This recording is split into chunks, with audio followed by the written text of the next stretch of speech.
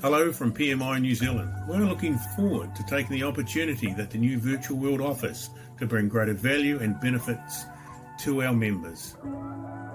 Congratulations and happy anniversary to the Chapter Exchange program. Here in Kenya, in the new virtual world, we are looking forward to creative learning, listening and embracing new perspectives, and also building a lot of virtual connections and collaborations.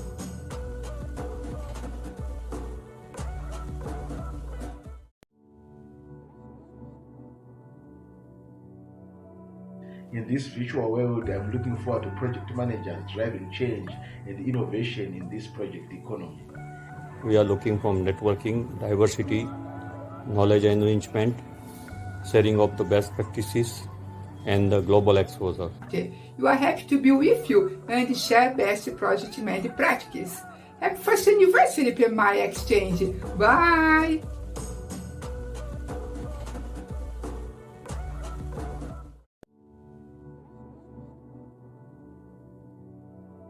To see the world come together, to be more efficient, reduce cost, and become more and more closer as a global community. It will be new specializations in the field of project management.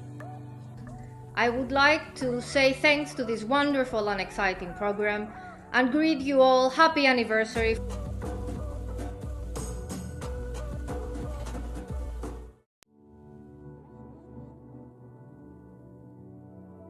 Looking forward for much easier access to knowledge sharing, networking, and overall professional development.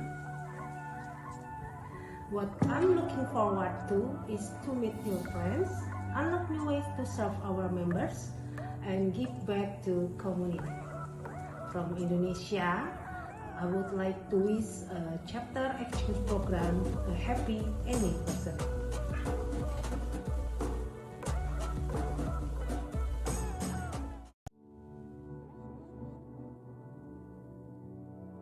Looking forward to connectivity in this virtual world. Happy anniversary. Well, I'm looking for a little more of the real world, a little more of real interactions, a little more of real networking. Is that the chapter member take advantage of what the exchange offers so that they remain relevant and produce business results in their spheres. Happy anniversary.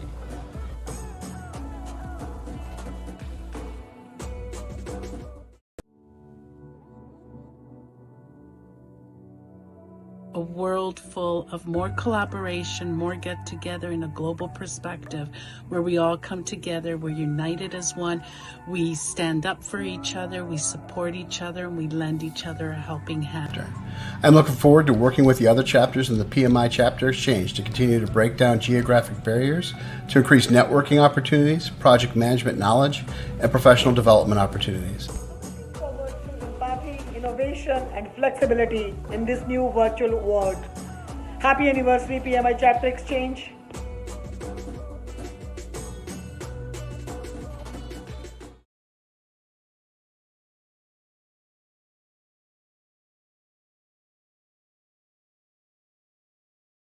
All right. Good morning, good afternoon, and good evening, depending on from where you have joined in. Hello everyone, my name is Priya Patra and I am the Vice President Outreach of PMI Mumbai Chapter. And I am the host for this session today. I also have Pierre Axel, who is our second anchor chapter from South Africa. Pierre, would you want to say hi to everyone? Everyone, welcome. Welcome. Yes, and the next person who I would like to introduce is Brushank and Flavios, as well as Candida as my co-host. Candida, would you want to say hi to everyone?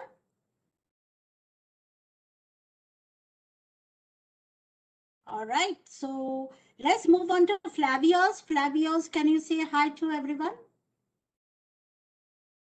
Hello, everyone. Thank you very much for joining us today for this anniversary event. Look forward to a wonderful program.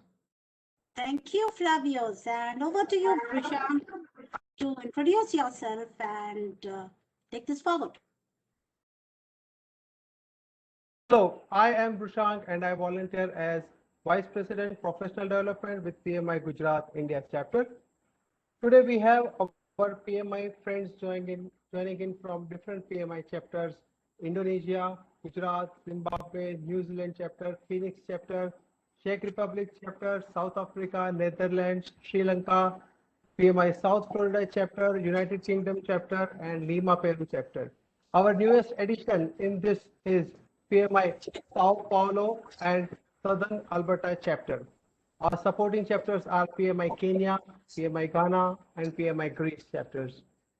As you know, we are celebrating our first anniversary this month. So we can see the balloons going up.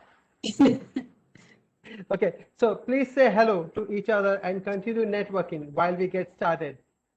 Today we are excited to announce we have registration from 43 countries, about 700 plus registrations. I see people joining in. We have members from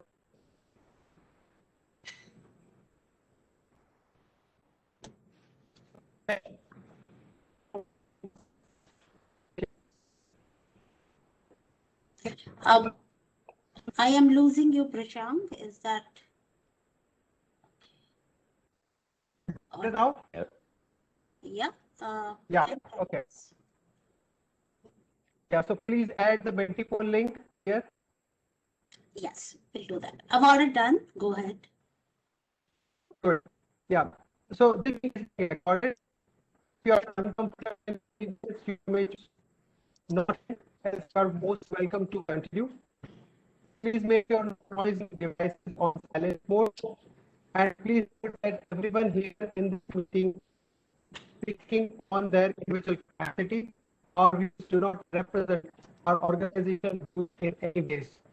With this, I hand over to Shah to introduce the guest speaker of the episode.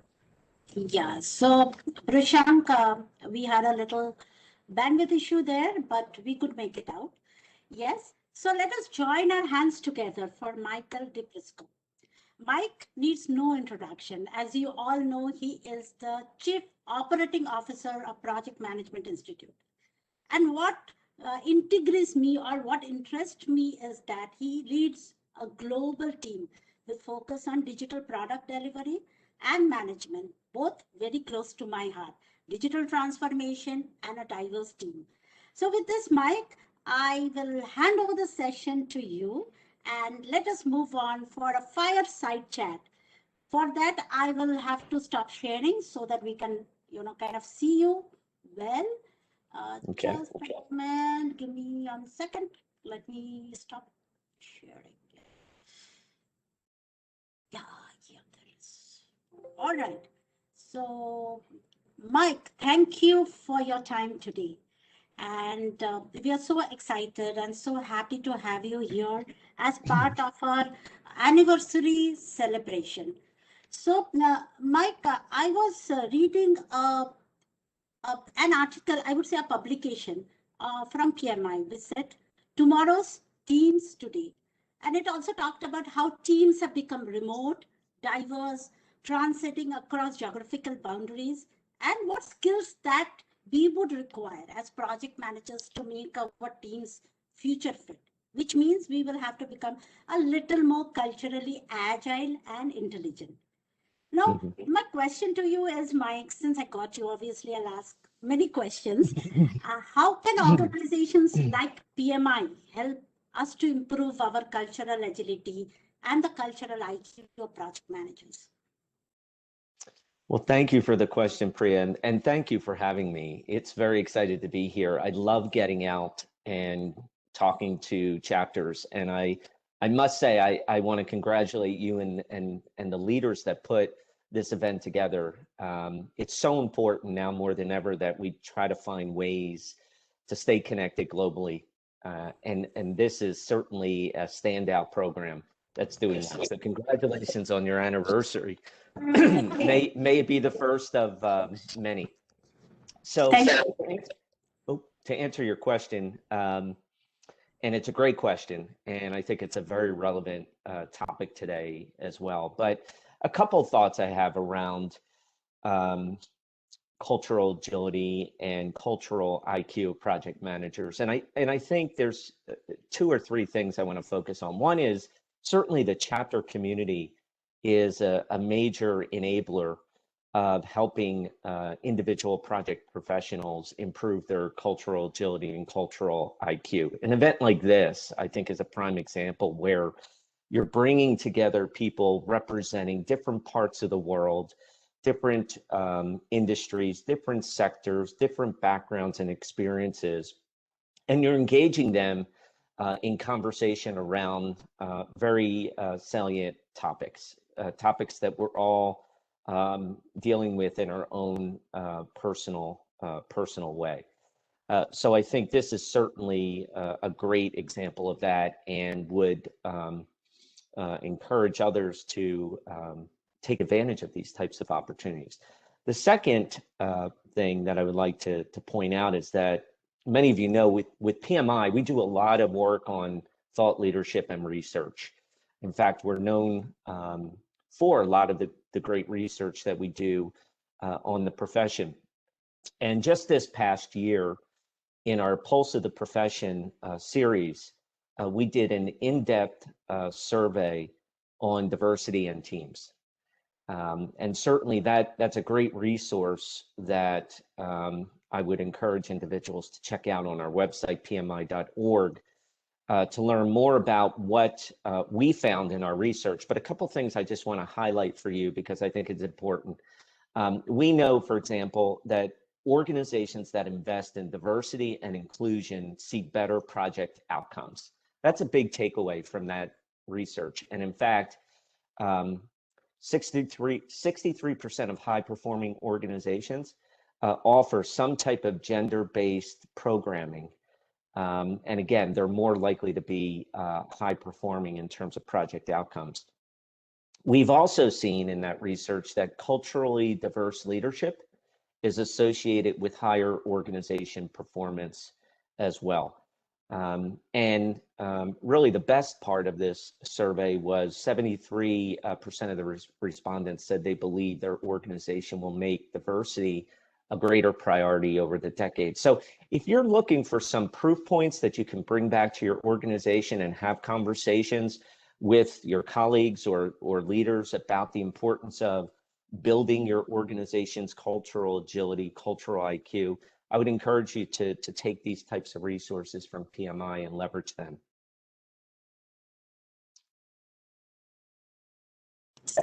Talking on mute? Yes, sure. That's a very good resource that you have pointed us to. Mike, this April I was in the virtual LIM, and I came to know that the talent triangle is evolving, right? And of course, that is a natural thing. It has to evolve. I was wondering if there is a cultural diversity aspect also that we are considering in the talent triangle. How will this new talent triangle be aligned? That's something that I was curious to know. Yeah. I think it's a great question, and glad to hear you were at the April LIM. We had over 1,400 people attend that event and got really good feedback. But yes, I did speak a little bit about the talent triangle and the fact that it needs to evolve and change to better reflect what skills and capabilities are needed in today's workforce. So that's why we're aiming to do that. But I think that diversity and inclusion and cultural dimensions around the talent triangle, I think, are embedded within all aspects of the triangle, certainly in terms of new ways of working and maintaining business acumen. There are cultural dimensions that are important to ensure you have a global outlook around how work is getting done in different parts of the world, how teams come together and work together effectively. There's cultural dynamics at play. And I think that that's a capability that is embedded, I think, within the talent triangle.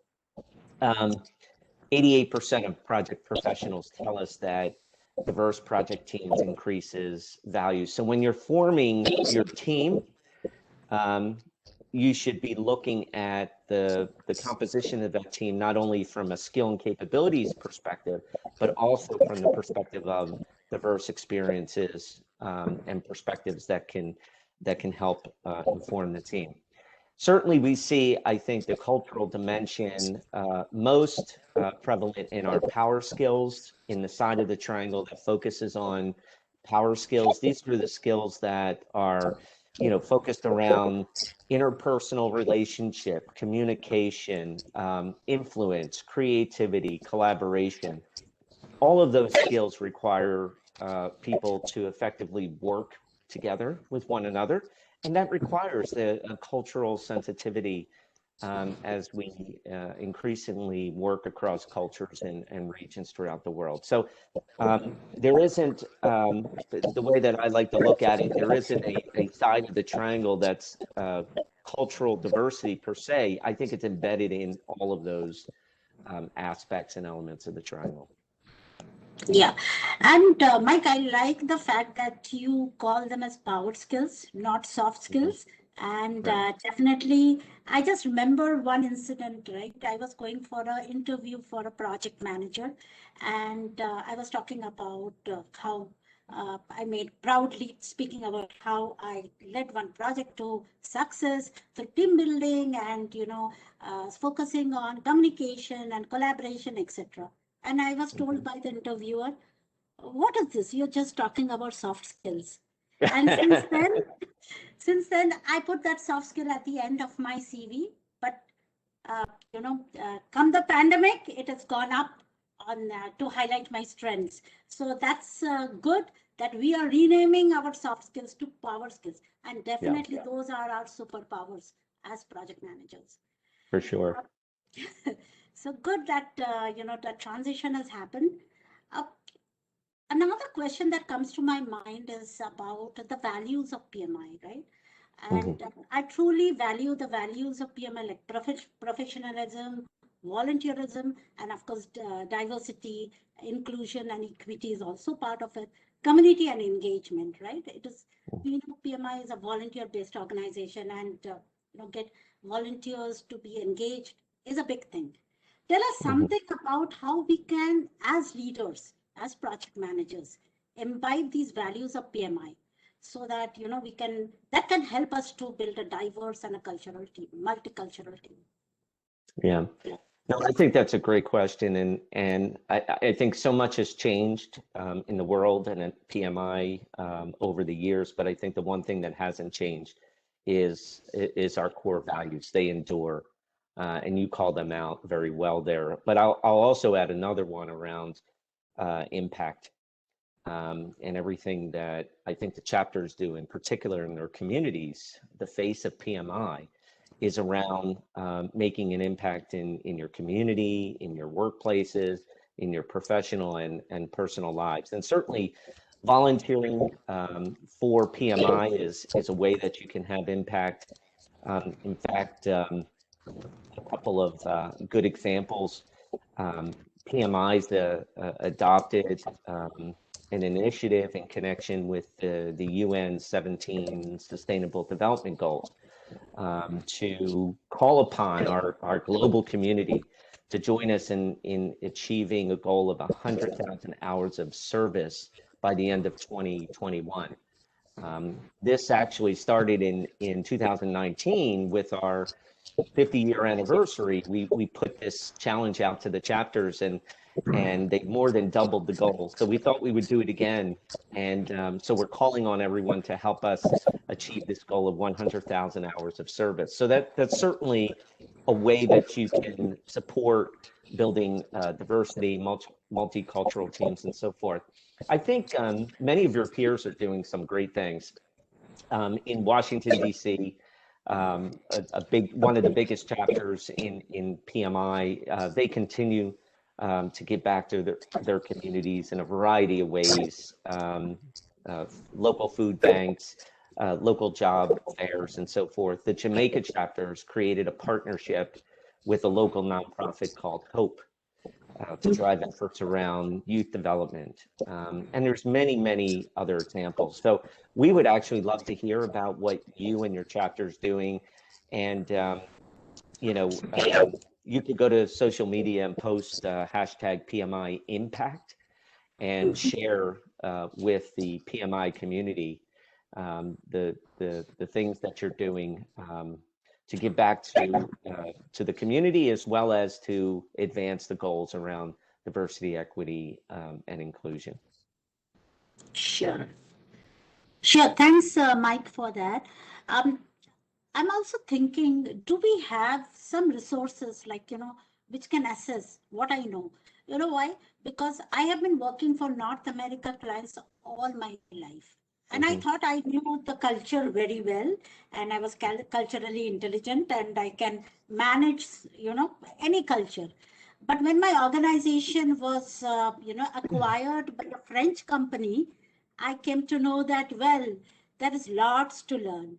So is there any tool or some assessment kit, I would say, which would guide us as project managers to understand what we know, what we don't know about cultures, and, kind of help us to drive projects in a multicultural setup? Yes, no, great question. I think that, I spoke a little bit earlier about our thought leadership, and I called out specifically the Pulse of the Profession report on diversity in teams. But we also publish a really powerful document. It's called our Megatrends report. And it is available, again, on our website, pmi.org, which really tackles the biggest challenges that the world's facing globally, and how project professionals are responding and how they can respond. And what are the different factors that need to be considered, whether it's diversity, equity, and inclusion, whether it's technical skills, whether it's business acumen and other types of capabilities that need to be brought to the table to help the world tackle these problems. That's a good resource. And there's some good use cases in there to reference. I also think projectmanagement.com is a really good resource, because it's a global community of project professionals that come to that site. I think inherent in that is a diverse range of voices, perspectives, tips and tricks and techniques that have been used from people doing the job. No better learning than from people that are doing it. So that would be a really good resource for individuals. And then we just recently, a couple months ago, on pmi.org, our main page, we created a PMI blog, and we feature a number of experts and thought leaders on that blog that talks about a variety of topics, including diversity, equity, inclusion, to help practitioners learn about those important salient topics. Sure. For PMI's strategy, like, I know that there is a global body, and then we have our chapters, right? It's like a hub and a spoke model, maybe. How does PMI's such chapter level strategy facilitate intercultural collaboration across chapters and regions? Well, I think that, yes, what you described there, that hub and spoke, I think was something that we've been doing for a long time. But recently, within the past 2 years, with Sunil Prashara joining as the CEO, one of his primary objectives was to really make PMI more global. We're a global organization, we always were, but we lacked some of the local presence that was needed to truly understand what are the challenges that are unique to our stakeholders in each region of the world. So we stood up a new region operating model where we set up regions, and in 8 regions throughout the world that are all led by the managing director for that region, and he or she has a team of individuals that support that region. All of those individuals live in the region, so they are very close to our stakeholders to understand what the challenges are, and to be more responsive, quite frankly, to the needs that come out. We're learning a great deal from our region, our regional members and credential holders as a result of putting this model in place, and we're able to respond more quickly. Also, as you know, within the chapter community, there's region mentors. These are senior volunteers that represent chapters from a regional perspective, and they're able to bring to our teams important issues that chapters are dealing with, and that's really been an effective program, as well as our chapter insight team. But we are seeing great collaboration across the chapters. This is a great example of that collaboration. We've also seen it in regions like Africa, where they're partnering with the Tony Illuminou Foundation, which focuses on empowering young entrepreneurs across the region with project skills through a number of virtual events and things like that. I know in Sao Paulo, the PMI chapter there developed a year-long program to provide mentoring and guidance to students around project management skills. So there's a number of things that we're doing to collaborate. The Education Foundation is something that we've we've had in place for 30 years, and those folks work very closely with our chapters as well in delivering valuable programs in their communities. Sure. And I'm seeing a lot of tools and processes also coming in place to, kind of share good practices within the chapters, like the CCP platform. We are also leveraging it for building communities within the chapters, right? Sharing best practices, some of our insight nuggets, right? What we are talking right now in the panel discussion, we, kind of publish it as a form of a document, and we upload it there so the other chapters can also look at it and learn from it. So even that CCP platform is a great, way to improve collaboration. And that CCP is version 1. We're going to continue to refine and improve it, but think of that CCP as version 1. So we are looking forward to the next version. So Mike, one last question. Your words of wisdom for the youth in this area. Youth. Youth. I mean, I think for youth, it's an interesting time. I mean, they're certainly living through the pandemic, and that has created a number of challenges, but also opportunities. And I think it's going to shape their view and perspective on the world of work, for the next 50 years. So it'll be really interesting to see how that evolves. But I think that as it relates to youth and what they can really do to stay connected, to learn, to grow in this environment is one, get connected within virtual distributed teams as much as possible, right? So we know face-to-face will slowly be coming back to norm over the next year or so. But in the meantime, there's many opportunities. In fact, you can argue more opportunities now to get connected to individuals that are dealing with the same issues, like-minded, through virtual events like this and others. So I think that's a great way. I would really focus on developing that business acumen, understanding how companies and organizations work and what they really care about, and then how you as a project professional can contribute to that organization's ultimate aspiration. I think having that business acumen, being able to demonstrate to a leader that you get it, that you understand how you fit into the big picture, I think is critically important. And then the last thing I would say is for anyone that's younger and coming up, early in their career and so forth, things like the chapter are great ways to get connected, to stay connected, to learn, to network.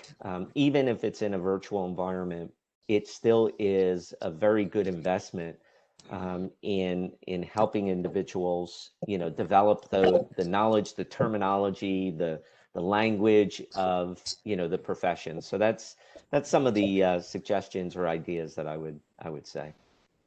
Awesome. So thank you very much, Mike, for Yeah. your time today.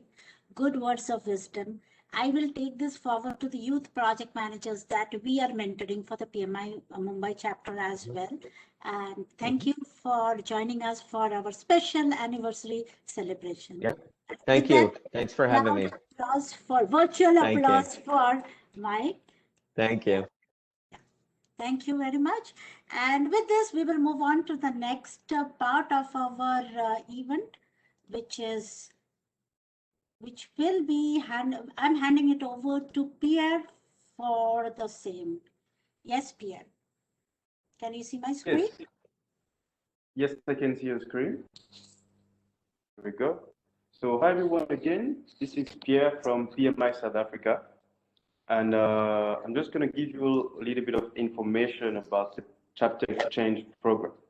So as you know, today is our 1-year anniversary. That means that the program was started in April 2020 by PMI Mumbai, and then it went to PMI Czech Republic and then PMI South Africa.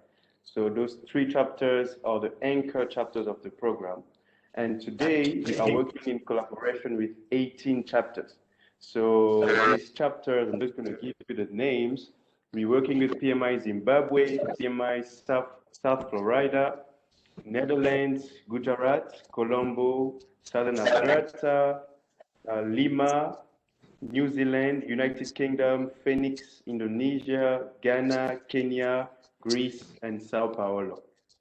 So this program was obviously started during the COVID-19 pandemic, and it's been a way for us to keep working. And today we are trying to leverage on virtual collaboration. So basically, PMI Exchange Chapter Exchange program is all about virtual collaboration. And what we do is we host 1 event per month. So it's an online event, usually a panel discussion like this one, or sometimes a book club. And today we also have launched an Insight Exchange series, whereby we gather all the information from our sessions and we make them available for you. So without taking any longer, I'm going to give the floor to Monica. Monica, are you there? Yes, I'm here, Pierre. Okay. All right. So over to you now.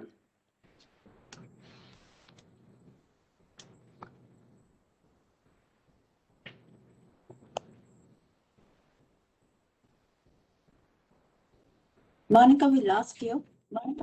Yes. Okay. Yes, Priya. Okay. Go ahead. So Monica is our president of PMI Sao Paulo chapter, Brazil. I would request Monica to say a few words about the chapter and the program. Hi, I'm Monica Mancini. I'm very proud to be the first female president of the largest chapter in Latin America. We have more than 2,200 members, 153 volunteers, and 11 branches. I've been a volunteer for 11 years. I started as a project manager in memberships. Later, I was elected director of programs in events for 2 years. Then I was elected twice as a member of the Governance Council. I was just elected president of PMI São Paulo for a 2-year term. It's also an honor to have a female management team with 1 vice president, 5 governance members, 6 directors, and 2 branch coordinators. Our executive board consists of 4 members, the president and 3 vice presidents. You have a governance council and an operations council and a fiscal council. Our goal is to show the market that PMI São Paulo is agile and a project management institution. Our pillars are digital transformation, innovation, and agility. In digital transformation, we will rethink our internal process to become more agile. In innovation, you need to be different. We will reinvent ourselves in offering our products and services. In agility, we want to deliver value to our members and society with focus on the project economy. To achieve all these challenges, we have a fantastic team of 11 directors which are responsible for volunteers, memberships, events, professional development, branches, innovation, business intelligence, marketing, PMO, technology, partnerships, and sponsorships. We hold several virtual events for members, such as happy hours, double shots, talks with directors and associates, PMI São Paulo Talks, Elcome Talks. We also have a new international project management seminar of 2 or 3 days. Our value proposition is to offer professional training, events, mentoring, preparations, social actions, networking, employability, innovation hub, hackathons, and podcasts to serve change makers and the project managers. PMI São Paulo is being prepared for the future. Thank you. Thanks, Monica. And now over to Candida. Please introduce yourself, and the floor is all yours.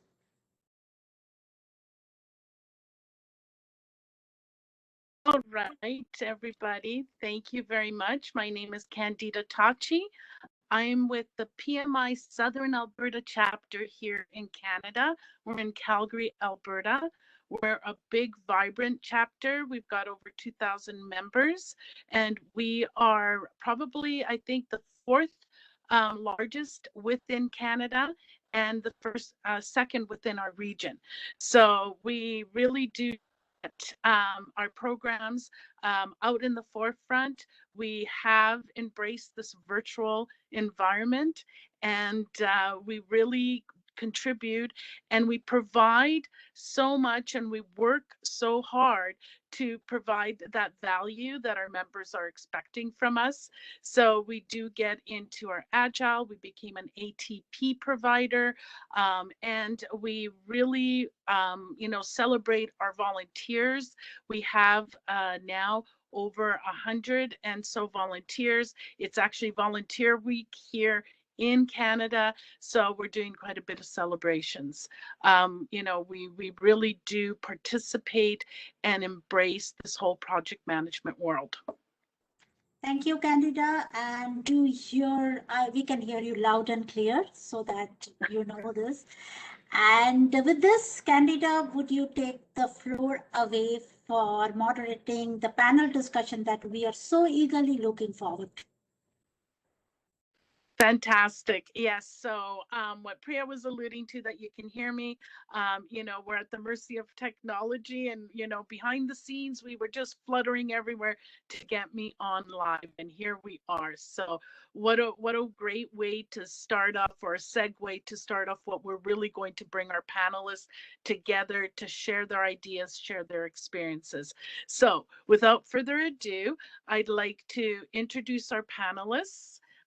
We have first up, we have Farouk, that is a global P3 VRM, and I'm learning so much. So right away, we know that we have an amazing cast of panels here. So it's part of that portfolio, the program, project value, and risk management practitioner. And he has 38 years of experience, direct or indirect, related to this P3 VRM. And I love letters because it really does embrace that wholesome and that whole portfolio that we know where the experiences come from. And he has extensive academic activities in the same field, and he's an active member of PMI since 1998. So welcome for both. Next panelist is Dr. Natasha Winker-Titus. She is current president of the Society of Organizational Psychology in South Africa. She's the founder of Signify, and I'm sorry if I've mispronounced that. I will get more information from her when she comes on. A management consulting brand and senior lecturer in leadership and organizational behavior at the Stellenbosch University Business School. She's been working for over 25 years in the multicultural context of South Africa. Natasha has guided organizations through change and culture transformation nationally and internationally. So Nasha frequently shares her experience and insight on PMI platforms such as this. Welcome, Natasha. Next up is Ivan, and he is a global citizen born in Ukraine. He studied in the US and 6 UN countries, worked on 4 continents and helped on projects in 19 or more countries, and now he's in Prague, Czech Republic. He's had 16 years in the IT-related PM roles. He's been a PMI member since June of 2020. So thank you. Like you're new, and hope you're having a great experience with PMI. And his hobbies is he's a yoga enthusiast and a marathon runner, and he really enjoys his hobbies. And finally, but not least, we've got Thajagat, and he leads strategy and operations at Walmart Global Tech India. And he also is pursuing his executive PhD from the Indian School of Business. So he's got his experience is spanning in 3 decades. So very, very, well nurtured here.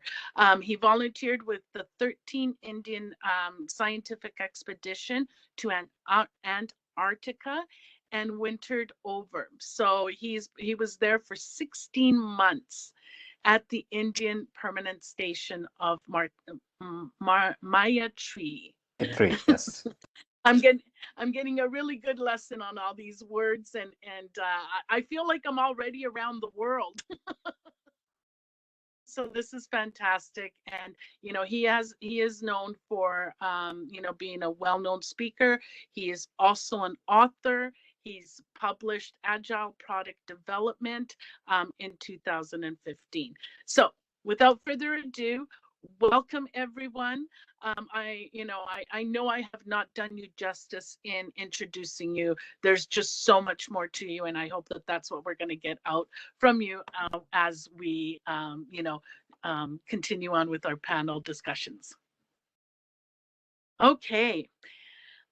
Awesome. So everybody, if you do have questions, please put them in the chat. We have some questions here. So I think I'd like to start with Farpod. One of the questions that we have here posed is, which project management area are mostly influenced by international teams? So is it the communication? Is it negotiation? What are your thoughts on that?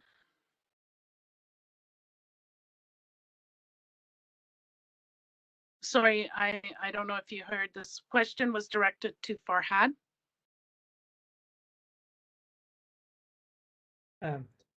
Your pronunciation got me. I thought that is somebody else. Sorry. Normally I teach people to pronounce my name. My name is Farhad, like Bond, James Bond. So if you got that, it will be easier. Sorry, I didn't think that you were talking about me. The most important thing is that all around the world we do business, so negotiation and communication is indeed a part of what we do on a day-to-day business. But what international context poses as a challenge, in my opinion, is rather the governance and the power relationship between inter and intra organizations. So the the game of power is one of the challenges that is different from one country to the other one, or from one region of the world to other region. So I think that's one of the things that I would emphasize. Back to you. Great, thank you. That's so true. That is very true. And thank you for correcting me. This is part of this cultural, right? Is really ensuring that we have the patience to make sure that, yes, it's very important that we get it right, but having the patience to do that. All right. So Natasha, you're up next. We have a really good question for you here. Collaboration is a multicultural teams is a complex and multifaceted endeavor. One tip that works, can you identify one tip that works for you and how it does work? Thanks, Candida, for that question. So I love the idea, the notion of collaboration. I teach on collaboration, and I have a program called Virtual Collaboration, where psychology and technology meets. And the reason I came up with that program is, and especially, in South Africa, our virtual workers or remote work phenomena was probably around 4% pre-pandemic. And then obviously when everybody went into lockdown and were forced to work from home, it shot up to 40%. So now we're waiting eagerly to see how that's going to land out. So what we saw during the pandemic, with everybody suddenly jumping onto technology and having to get used to these type of platforms and having to get used to working and collaborating and building teams and engaging all via technology, there was a big focus on the technology. So the skills to do it, the capacity, the access to it. In South Africa, we've got two big issues: Wi-Fi, aka data, and electricity. So you may have data, but the power is off. So there was such focus on the technology side, but what we often lacked was the psychological engagement. How do I build connection when I can't see you? When we also a culture of huggers. We love hugging. We hug everybody, and I can't hug you. So I do find, firstly, when you have to collaborate, maybe one big clue that I would say is remember. I always say there's the heart and the soft, and they love to talk about psychology as the soft, although I think it's a very hard science. It's very complicated, but always keep in mind the heart and the soft of it, the psychology and the technology, across cultures. And probably around cultures, the one thing I want to say is we should not make assumptions. So just because somebody's from India doesn't mean they're very humble and they're going to be quiet. We should be careful of stereotypes because of cultural phenomena. Wonderful. Boy, you've touched on so many things that is so me. That's probably one of the biggest things I miss is that hugging and that just really face to face. But collaboration is so important, and I think that's what's really bringing the world together. So thank you for that. I'm loving it. All right, Ivan, you're next here. How do you come out of cultural differences while there are other obvious challenges such as communications and different beliefs and values that people hold? All right, hello. But to me, it's just trials and errors, just learning by doing. And I specifically examples is just learn for these opportunities. Go meet the people of different cultures, so go interact. And volunteering is part of what was mentioned already. I will just give a short story from my personal learning. When I studied in United States, I shared an image of the yogi practicing a very difficult position, so it could look quite challenging. Well, that actually led me to the international office when they were investigating why did I was sweating, or because I share it with my Brazilian black friend, yeah, And there was an investigation, like if I was threatening him or if I was like, was there Oh, any, wow. he was in danger. So, and that clicked me because I've never was thinking that something from my perspective is fun. From another perspective, it could be, you know, even threatening thing. So I just learned it again, that I have to focus on whom do I speak to? What is the audience? Who's the audience? What is the message? What do I try to say? And yes, and how do I package? How do I deliver it? So it's also, you know, if it's a nicely, if it's a friendly manner, if there's anything. So it's trying to look at the thing from perspective of the other person. This is the way that always keeping in mind when I communicate, you know, with other cultures, other nations, etc. Love it. Yeah, very, very true how we perceive and see things, right? Tatagat, you're next. What is cultural agility? How important is it in building cross-cultural teams? Sure, Candida. I think that's a great question. Uh, I think cultural agility is a very big subject by itself, so I don't want to attempt to even kind of put it together in one line.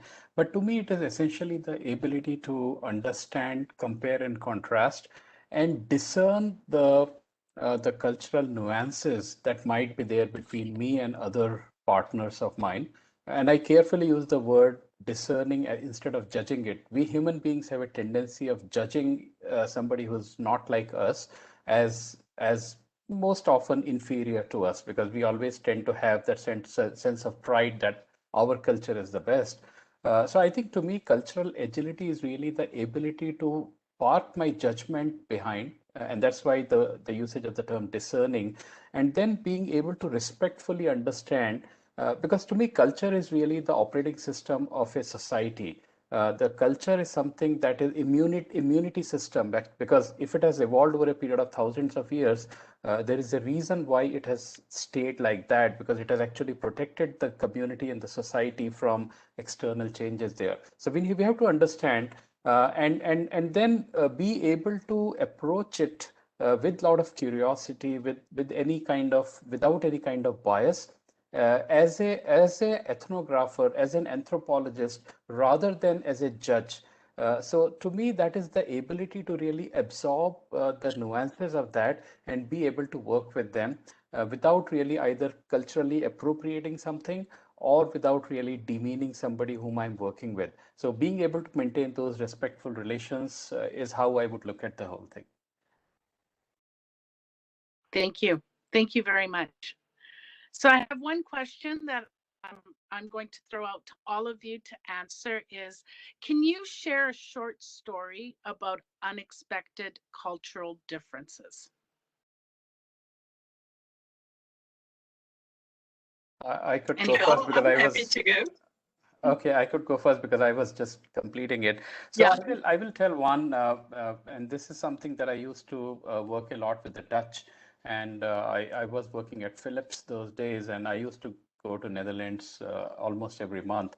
And I remember there was a time when we were enjoying a birthday party that evening, and we were having a lot of fun, and we were having really nice dinner and drinks and everything else. So it went on well, right? Everything was fine. The next day morning, there was a meeting at 10 o'clock, and there was some other reason because of which I got delayed, and I was not able to reach the office on time because there was another employee who was reaching. I had to give the key to the apartment. So long story. And then I found that my peer, my counterpart, was the same person with whom we had been partying the last evening. And he was very upset actually that I was late to the meeting, to the office. So because whatever credits I had from the last evening's socialization did not materialize enough into being able to offset the price of coming late there. There was a very clean separation between the work and the life. Whereas for me as an Indian, the work and the life boundaries are very blurred, and we often tend to have credits being taken from the work into the life and from the life into the work. So that was very one unexpected situation I thought I'll share there. That's great. Wonderful. May I jump? I'm happy to go because I actually want to pick up on something that Tagat mentioned earlier before he shared that lovely story with us. But he alluded to our idea that we always think we're superior. My culture is the right and my identity. And I thought we had a little bit of a joke during the warm-up session and when we got to know each other, and I was positioned as representing Africa, and I thought, wow, that is quite a big ask, because if you've ever been to Africa, you would realize what a big and diverse continent it is and what amazing cultural nuances and diversity we have in Africa. But I am here today, I'm representing. So I thought I wanted to share with you a little anecdote. There's an oft saying that oftentimes is attributed to Desmond Tutu or Jomo Kenyatta and others. And it goes something like this. They say, when the missionaries came to Africa, they had a Bible and we had the land. And they said, let us pray. And we all closed our eyes. And when we opened our eyes, we had the Bibles and they had the land. So representing Africa today, I want to open with that statement. Much of the African history has been told through the eyes of colonizers who, through their own self-interest and lack of cultural understanding, have produced a one-sided or biased account of what Africa is about. Interaction with the rest of the world, however, isn't new. And we know, if you know your history, that different parts of the continent of Africa has been trading with the Mediterranean, the East, as well as the Arab world from as early as the 7th century. It has developed cities and kingdoms from as early as the 10th century. So as an opening position, I just want to share that working in multinational organizations, and oftentimes I would manage South African teams, but also global teams. And what I often find working across the borders is that countries, especially from the global north, as we position it, have preconceived notions or ideas. And then they come to these countries with their preconceived ideas, and they're not really open to real engagement or to be locally relevant. They think the only way to build healthy relationships, and what I would say is that you first have to understand your own biases, your own paradigm, your own view, and then with humility and empathy, you have to get to know the other side. So maybe just a funny story that I can share on cultural differences. So one of the projects that I managed, I was based in South Africa, but I had a team in Brazil because it was quite a sophisticated project. I was working with well-educated team members, all working for Xchange, management consultants. And I really struggled. I just made assumptions that we all speak English, they are well educated, so it won't be a problem. And for the first few weeks of the project, it was the days before video conference, so we would have teleconferences, but the communication was so horrible. We just couldn't understand each other, which led to a lot of other assumptions, like they don't know what they're doing. I have no idea what they're doing there. And eventually we decided I need to go out there because I need to build relationship. And the few days that I was in Brazil, we spent more time, obviously being Brazilian, going out at night, dancing together, getting to know each other. When I came back, we never, ever, ever had communication problems again, even though they spoke with exactly the same accent. So one of the things that I can say is relationship is extremely important across cultures. Thank you. Thank you so much. There were so many valid points. And I think a lot of us were going, oh, yes, I remember that. I've gone through that, when you're talking with teams and the world's becoming multicultural. So you don't have to be in a country like, Canada. We're just all multicultural and diverse. Thank you. Who would like to? May I jump in? Yes, please. This is Farhad. May I jump in? Yes, please. I would like to compliment the first panelist who was talking about separating, the business time and social time. I had something very similar when I was managing a SAP project in Venezuela. And I will talk about two aspects in that project. One is that during the day, they were very tough with us. We had a supplier client situation, and they were very tough.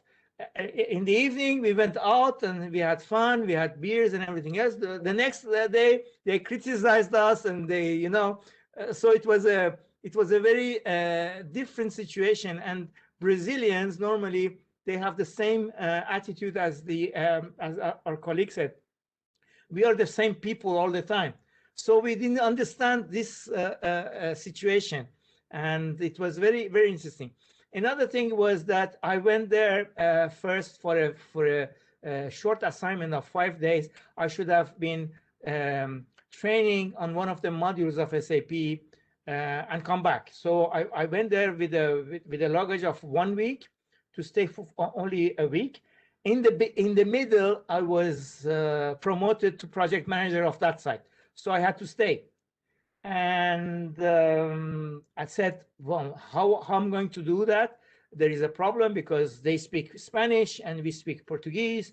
So I said, look, I don't have time to learn Spanish, to speak correctly the Spanish. So I will speak slowly, very slowly Portuguese to you guys, and you respond in Spanish. If we don't understand each other, we switch to English. Because the company was DuPont, which was an affiliate of DuPont of United States. So they spoke English very, very fluently. And of course, we did as well. So I said, I don't have time to create communication problems. So I won't try to speak Spanish. I speak Portuguese, you speak Spanish. If we don't understand each other, we just switch to English and it's done. I stayed there for 1.5 months, and the project was a success. The project on live. And if I had tried to deviate my attention to learn a new language and manage an SAP project at the very end of it, it would have been a total disaster. So that's one of the experiences that I wanted to share with you. I love it. That's fantastic. And you probably didn't want to come back. You did come back though. Great. Ivan. To Venezuela several times. But afterwards, I spoke fluently Spanish because I did some classes, and then I did my PhD in Argentina. So, I mean, in a way, Venezuela was a good thing that happened in my life. Fantastic. Fantastic. Yes, thank you, Candida. For me, if I would share, again, the personal learning and things is as starting to be exposed to international study, as start to do the first international work. So more and more now in time, there is more international team, and it's all getting integrated. So I don't think any other way, in fact, other than that. And discovery at the beginning and the way it's really based on humanity and on trust and on the personal connection. And there is always something different, something unexpected happens. So, I mean, one of the example I had back in student time, again, the flatmate, and from Bulgaria, and who could I would thinking that by body language, for me this is yes, and for them was no, and then for her for me this is no, and for her it's yeah. So I mean, just by that thing, learning. So be honest and expect the unexpected. Just go for it. That's for me. Yeah. Yep. I totally agree with that and stuff. There's a lot of different culture, mannerisms and that may mean one thing in one culture and different in another, right? What's, respect in one culture may be kind of rude in another culture. So it's really understanding that. Great. Well, since I have you on, I've got one question for everybody else, and then we'll open it up because I'm sure there's questions out there that we want to make sure we capture. So, Ivan, as project managers, then, how do we leverage the benefits of these cultural differences, and instead of letting them affect us? Sure. So now that I experiencing the time when it's fact that all the team is just expected to be from some sort of another, there will be either culture or the person from minorities, so there's still differences. Well, I see it from the positive perspective that it's always a plus. I mean, of course, there is a challenge is how do you connect and integrate, and how do you manage, I mean, how do we get it together? So I think that you have to have a goal as the first thing, and then how. And how is a team that includes, international people, variances. So this is first what, second how, and then, but in terms of getting a win, there's always a win, because if you have so many, so the more diversity you have included in people themselves who think and while doing the work, while incorporating it in their product or service they produce, then the output is de facto has it in its DNA, meaning there's more chance that there's a wider audience will have better use of it. So you will service better the customers, the company, so what you produce because it has in the DNA this multi-diversity. Right, right. Good. Natasha, I think I just want to follow up with Ivan as well.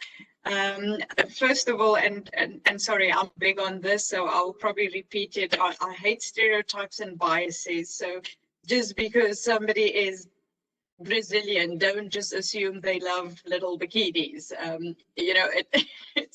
So be very careful to just make assumptions. Invest in getting to know your team, getting to know the individual and their strengths. But if you do have that type of diversity, so the beautiful example, if you do have an Indian that loves relationship, then leverage that. If you're an introvert and you don't like socializing, get the one person in your team to go schmooze the client or build relationship with the client and find out things for us that will help us in our project. So use them in stakeholder engagement. If you have a Swiss person that is very on time and precise, and use them for quality assurance. But I'm now making assumptions about cultural heritage and strengths of people. But yeah, that's the one way, but I won't just assume it from culture. I would understand the individual and the strengths. And then maybe also just from what Ivan said now, the one thing I fully support that with diversity comes opportunity, more ideas, improved work, all of those things. But I just want to leave a caveat as well, is that diversity must come with inclusivity, because the other side of diversity is that you could have conflicting ideas when there's pressure, because we've got such diverse ways of doing things that we can actually work counterproductive. And when there's diversity but people don't feel part of the team, or they don't feel included, or they can't be their authentic self, they are not going to be the best versions of themselves. So that's just something we must keep in mind with diversity as well. Great point. Great point. We do have a question for you. So let me start again. What do you think we need to consider prior to starting collaboration with multicultural teams? I know you touched a little bit on it, but maybe if you can kind of put it all together. I know that you're really enthusiastic about collaboration. So what are your thoughts on that? So there's always two sides when you think about teams or any work situation. We as human beings need two things. We need clarity and we need relation. Relation is getting well with your teammates, feeling that you belong, understanding why am I here, how can I be myself, and all that. That's the relational aspect. Clarity has to do with what is my purpose, what's the point of being here. So irrespective of the diversity or culture, your team members need to have those two things. So you need to create the opportunities, and I'm sorry to say it, and I'm one of the worst project managers in this regard, but you do have to invest the time up front to build that team, to build the relation, to make sure people know each other, they understand each other. At the same time, while you're doing the project charter, while you're mapping the project, while you're planning, because it's all good and well, we get on well, but we don't really know what we're doing and who's accountable for what and where the interdependencies are and those things, because if that's not clear, the conflict will start very quickly.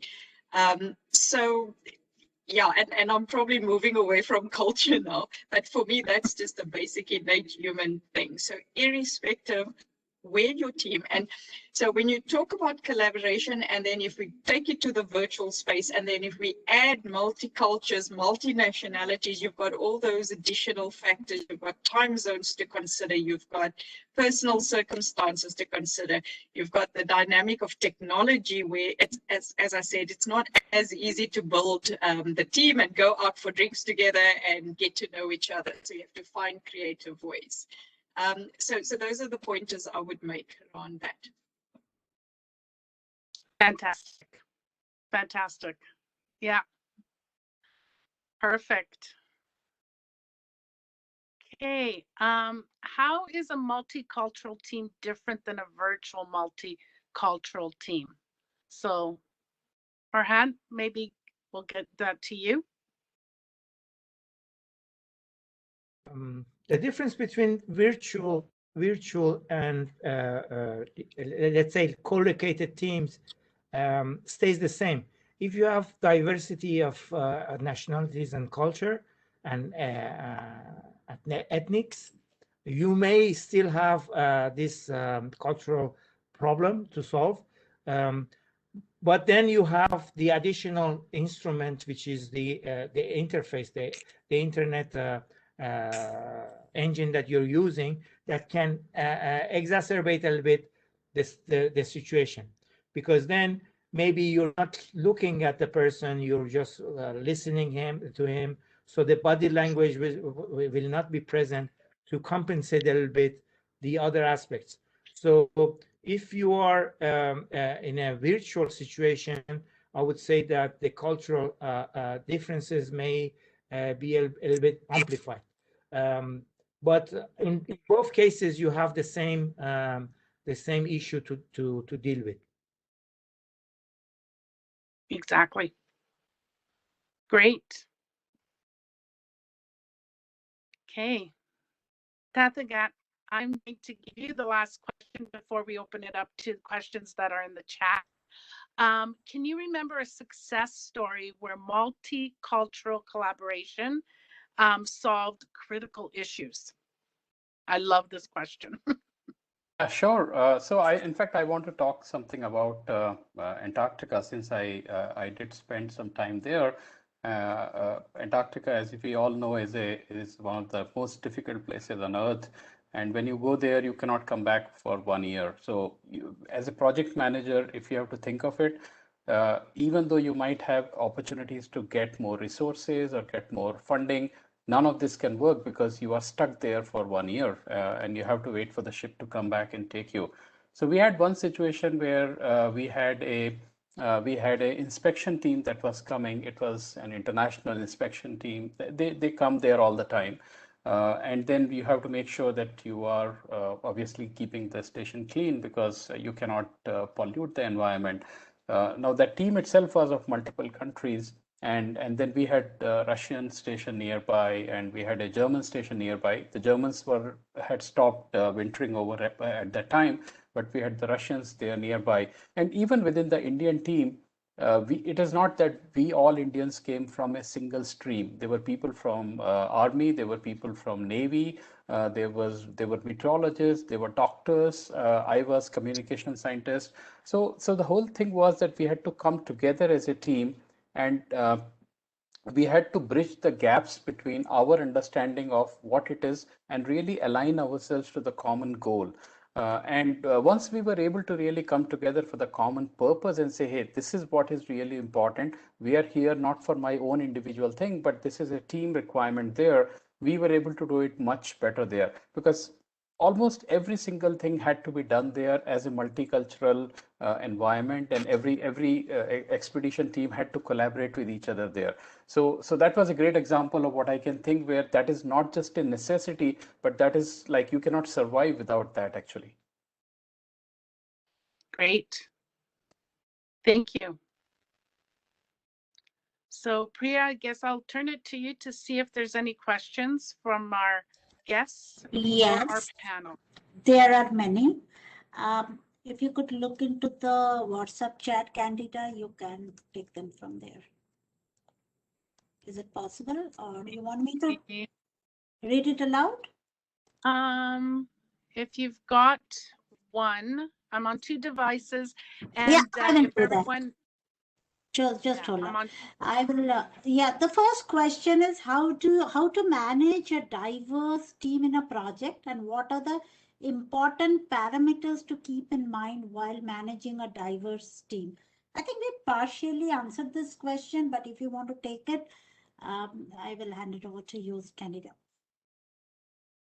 Okay. How do you manage a diverse team in a project? And what are the important parameters should we keep in mind while managing such a team? So anyone from our panel, if you want to take,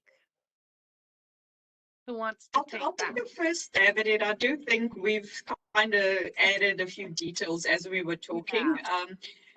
But again, for me, as a project lead, the first thing to do is understand what diversity you have. So the opening speaker really beautifully articulated there's diversity of skills. So there are people with different strengths, different knowledge, different background and experience. So understand that diversity. You have people with less experience, people with more experience. There's diversity in terms of style and personality. Some people are very task orientated. They just want to get on with the job. Some people are relationship orientated. They want to build the team and have fun and feel that they're growing in that way. So you have to understand the types of diversity, and then you have to hold in the strengths of those diversities. As I said, if I know who the task orientated people are, I'll try and make sure I don't bore them with all the relationship stuff. Like at the beginning of the meeting, we check in, is everybody, how was your weekend, what you do, which is important for relationship people, but task people are like, geez, you're wasting my time, we need to get on with it. So you give them the assignment to do that, to welcome everybody or open the agenda. So that's the first thing. Understand what do you have, what is diversity in your team, and then play to the strengths. So again, if somebody is very detail orientated and focused, give them the accountability of quality assurance or auditing the reports or things like that. Play into their strengths instead of worrying how different we are.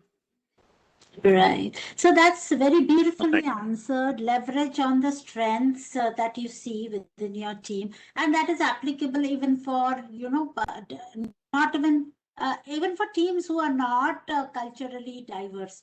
So very well said, Natasha.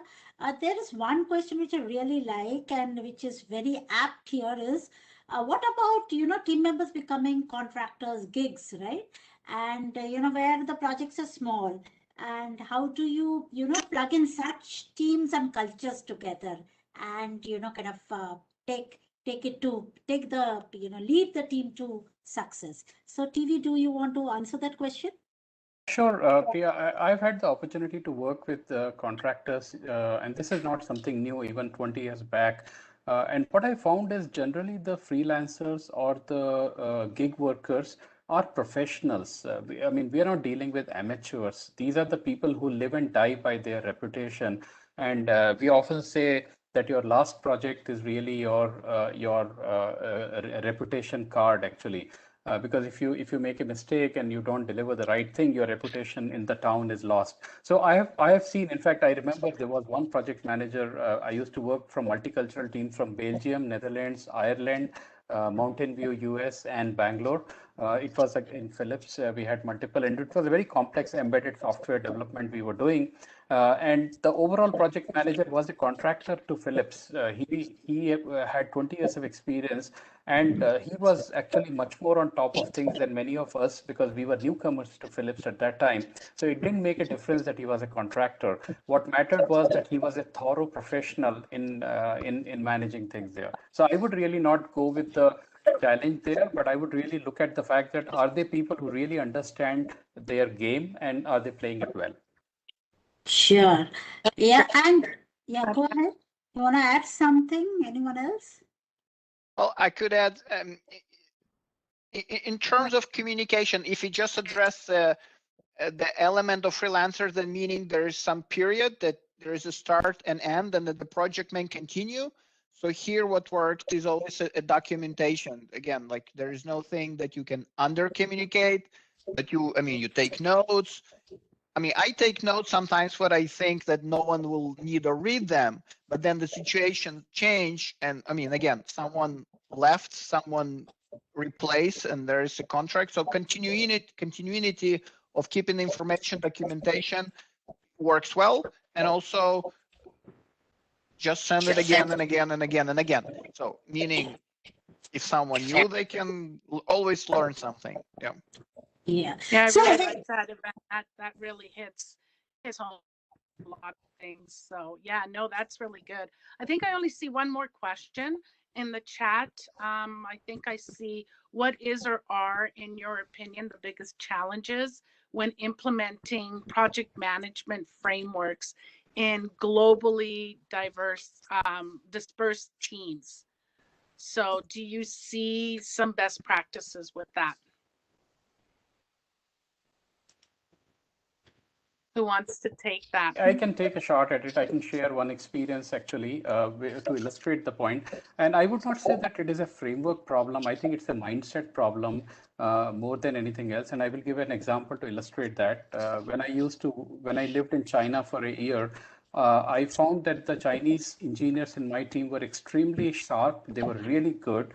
But the challenge was because they didn't speak English, and hence they were very silent in the meetings. Typically, we Indians were very noisy in the meetings to the extent of really asking a lot of questions.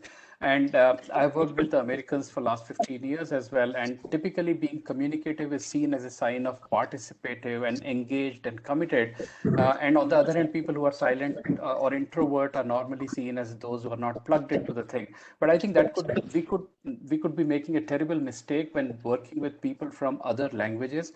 Like even for us as Indians, English is not a native language. It's a second language for all of us. But since we have been, thanks to the British, we have been born and brought up on English. But with the Chinese, the challenge was they would sit there and I would speak and they would not be able to respond to that. But they would go back and use a software to translate and get back to us. So if I'm willing to change my mental models, that the only reason why an individual is not participating is because of language, I think I can really go a long way rather than typing somebody and saying that this person is not committed to the project. So, Candida, there is one question from Anjum, and she says that.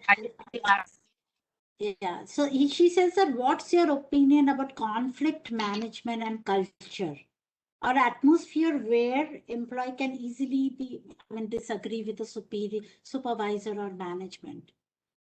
Yeah, I saw that. Yeah, is this encouraged? So, Ivan, would you want to take a shot at that? For me, sure, and hopefully give the space to others as well. For me, it's like if you learn the project management, storming, norming, forming, performing, the conflict is a normal thing. You cannot avoid it. So I would rather have it sooner than the later, but I will also be open and say, explain the rules, to tell everyone, honestly, I mean, this is where we are, this is what we want. I mean, I don't know, the Chinese culture. I mean, working with the French, for example, for them, conflict is, it seems, or maybe a more expressive culture, or Italian, Spanish. it seems to be normal, just go and try and speak non-stop. And again, you have other cultures, maybe Nordic countries in Europe, yeah, when they're maybe more quieter, but they still have things to share. And yeah, so okay, I learned the teacher of the preparation for the PMI, he said, take pain early, take pain often as a principle. So, that goes to conflict. Do it again and again, and the sooner you discover the problem, the better you will be later on. Yeah. So I just want to support what Evan is saying, that I agree with that. What I find as well with my teams is sometimes, that getting to know, at the beginning it's honeymoon phase and everybody just gets on well and enjoy each other, that you actually stir. Like sometimes I will just throw in just to create a bit of chaos. Because like Ivan said, the sooner we storm, the sooner things, in our paradigm will come out and we get to know each other better and we understand each other. What I often find is, and again, I think here the cultures do play a role. Like I just said, in a Chinese population is often more quiet. They don't like confrontation. Whereas, in American culture, it's normal. We have to debate, it's healthy, it's good.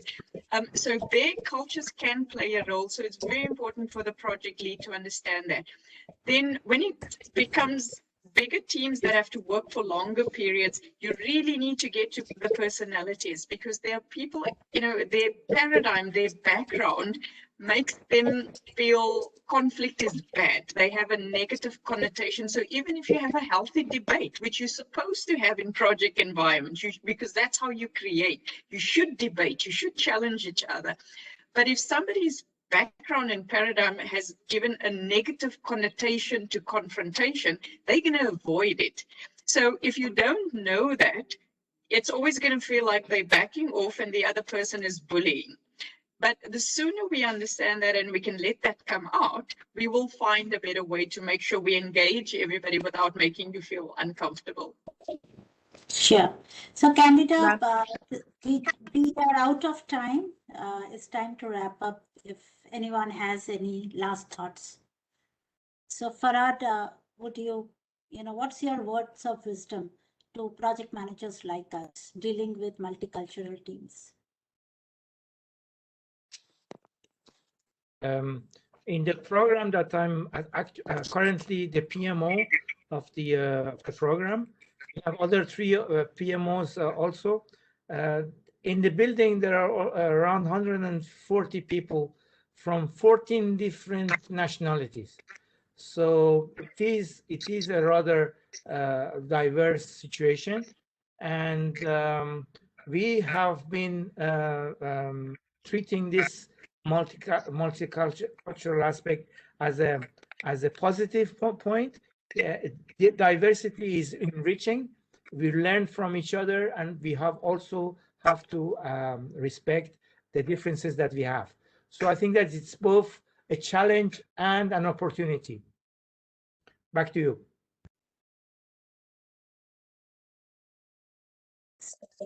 Yeah, off to Natasha now. Any words of wisdom before we wrap up?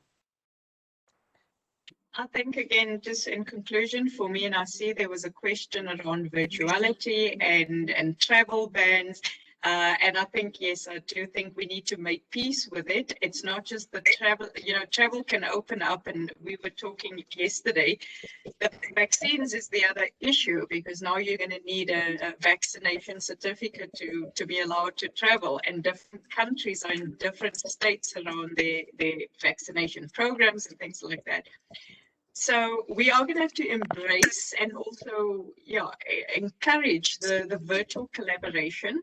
And there are ways through technology. We know face-to-face is still the preferred, but technology is also enabled. I mean, look at today, the diversity, the different time zones we can accommodate. So I think we have to learn to embrace technology and virtuality. There's so much benefit to it. And I have also found that you can build relationships and you can get good delivery, even in a virtual team. Sure. Candida, are you still there? Yeah. Yeah. Go ahead. Yeah. Perfect. I lost you in the middle. Yeah. You did? Okay. Anybody else with any last words? I can just share 30-second answer to that. So there was a question like how do we deal with the situation in a virtual environment? For me, first of all, COVID will go away. Let's be optimistic about it. It's not going to be here forever. We hopefully will get onto the planes and talk to each other once again. One thing I have learned across all the cultures is that there is nothing better than building the bridges with people by sitting across the table and having a meal with them. Once you break the bread with somebody, they cannot be impolite to you. So I think that the mutual respect and understanding goes up 100 times. And of course, some cultures which may be more permissive towards even having a drink together, you might want to consider, but not everybody may be open to that idea. But at least everybody is open to eating together. So I think that's a great way. Some people might say virtually I cannot do it. Well, try it out. Even on a video call, you can still have the meals together. The only thing might be you might be having dinner and the other person might be having breakfast. But I think it does have a lot of power in really connecting people with each other. So do go ahead and try that and do let me know how it works for you. Fantastic. Well, thank you, everybody. Thank you so much. So many amazing nuggets to take away as we learn to really be this global collaborative world that we're in. And you're so right. The pandemic will go away. Now we hope that we keep the right things with us. So thank you, everybody. And thank you to the team that worked hard to put this all together. Thank you. So thank you, Candida, for moderating this session so well. And thank you, panelists and everyone who has attended this session today. If you want to be part of such interesting discussions, don't forget to be your local chapter membership. Kindly connect with your local chapters and see how you can get involved with the local chapters. For all chapter leaders who are present in this session, I request you to post the contact to your membership portfolios where people can reach out to be members of these chapters. I will post the membership details for PMI Mumbai chapter. With this, I will hand over to Flabios to wrap up this session and kind of encourage people to take the feedback and so on. So Flabios, President of PMI Zimbabwe chapter. Dear Priya, is it possible to put everybody on the screen so that we can take a picture? We will do that at the end. Flabios, can you please move, take this forward? Yes. Once again, thank you very much to all the contributors that we had today. There were a lot of gems that we got from the session, this anniversary session that we had, and it was quite rightly themed. Continents, cultures, countries, imagine 43 countries represented here. And indeed, we learned a lot from starting with Mike himself, giving us the insight that PMI in itself is enabling this cultural agility or cultural IQ. Its core value, one of the core values being about diversity, equity, and inclusion. That was a good way to start our discussions today. And the panelists, thank you so much, Farad, Natasha, Tatagat, Ivan. Some of the points that I got there, Farad showed that this, the issue of the game of power, that it differs from one culture to another. That's something very, very interesting there. And also Natasha shows that we are focusing many of the times on technology, but what about the human aspect? What about the psychological engagement? And of course, when we're dealing with issues of culture, no assumptions, no stereotypes, no bias. We should put that behind. Taragat also did a good job actually of defining what is cultural agility. I mean, in short, it's just about putting your judgment behind. Just put it behind. Learn. Culture is the operating system of society. That's the way that he put it there. Very, very interesting. And also, thank you for those experiences. I was enjoying all those experiences which you shared with us. You know, different situations, sometimes things that you don't expect happen. And to wrap it up, Ivan said, expect the unexpected. That's the key about culture. Expect the unexpected. So yes, what did we learn today? We have to learn to understand. We have to adapt. We have to be agile. Thank you so much with a wonderful program, and we certainly look forward to another session next week. So we've got a fun retro board. We ask you, please, to take part. Want to have your feedback? You can scan the QR code. It should be coming on the screen. The QR code, which you can actually scan. Or use the link. Provide us your feedback. What topics would you like to hear discussed here in the future? And last but not least, we would like to thank the crew behind the scenes, with the likes of Sachin, Sunil, Arif, Damike, all playing different roles to make sure that we have this great session. And of course, don't forget to claim your PDU.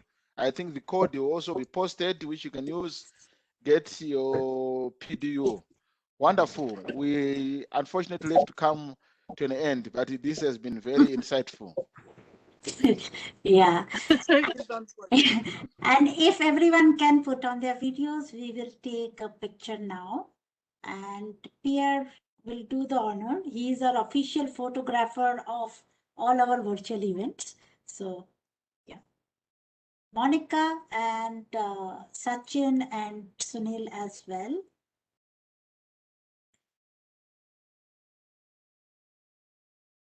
Yeah, Monica, I can see you. Sachin, Sunil.